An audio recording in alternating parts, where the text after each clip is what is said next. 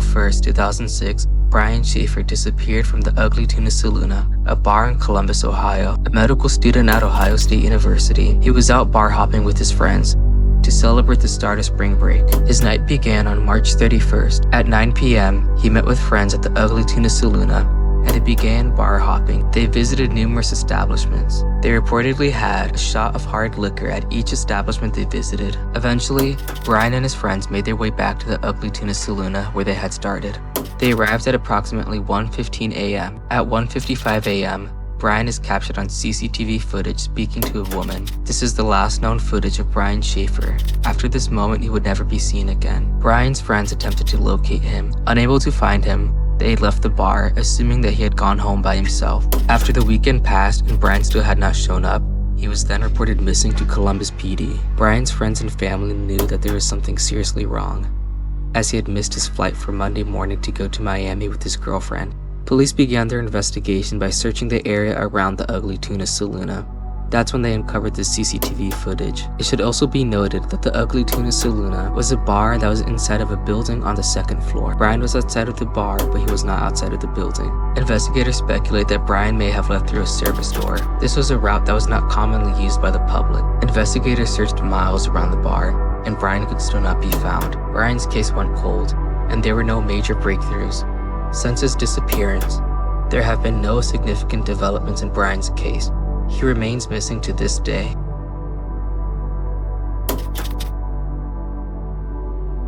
Asha Degree was a 9-year-old girl from Shelby, North Carolina. She was a well-mannered, shy girl who was loved by her family, which makes this disappearance all the more stranger.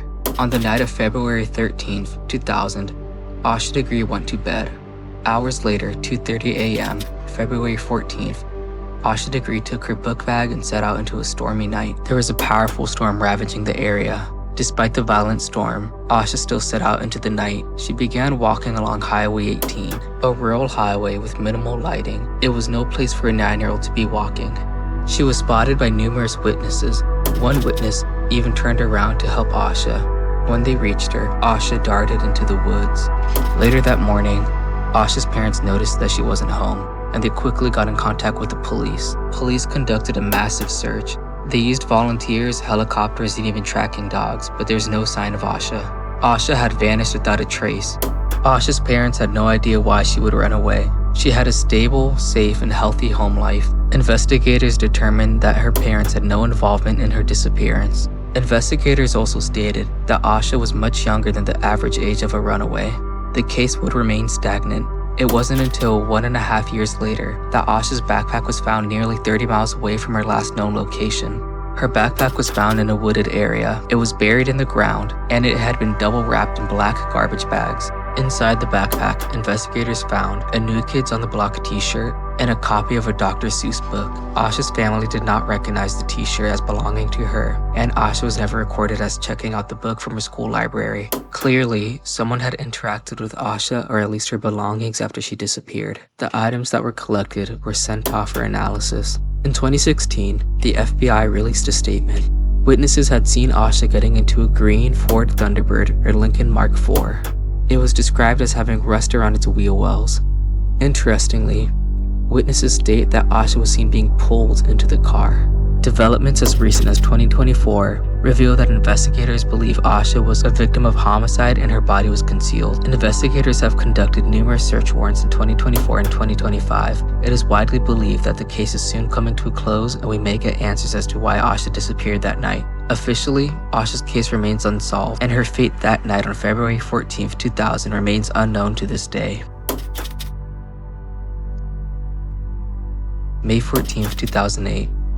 Brandon Swanson is driving home from a party in Canby, Minnesota. He accidentally crashes his car into a ditch. Unable to move his car, he then calls his parents for help.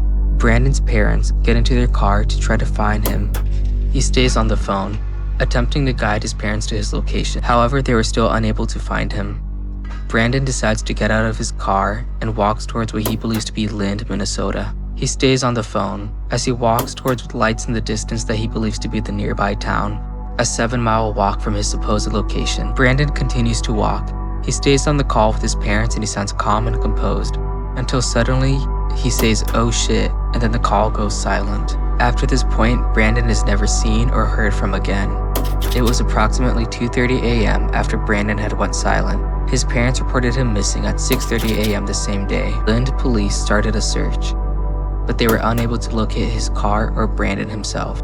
After the Lyon County Sheriff's Office was involved, through phone records, they realized that Brandon had been calling from the town of Taunton, which was in the complete opposite direction. He was actually almost 30 miles away from where he thought he was, which is why his parents were unable to find Brandon's car. Investigators concentrated their search efforts in that area. Tracking dogs managed to pick up a scent that eventually stopped in the Yellow Medicine River, leading to speculation that Brandon may have fallen into the river and drowned. Brandon had reportedly been drinking that night, but according to witnesses, he was not impaired. Other theories suggest that Brandon had voluntarily disappeared or was a victim to foul play. However, his parents described Brandon on the call as extremely calm and collected. As of today, Brandon's case is officially unsolved and still open.